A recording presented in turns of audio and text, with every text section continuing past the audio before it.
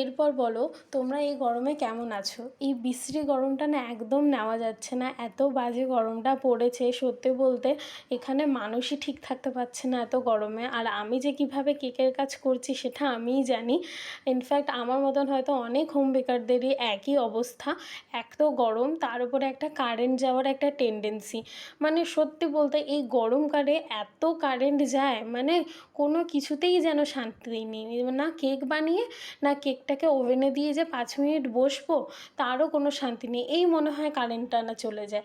মানে খুব একটা আতঙ্কের ব্যাপার, কী আর করা যাবে, এইভাবেই কাজ করতে হবে।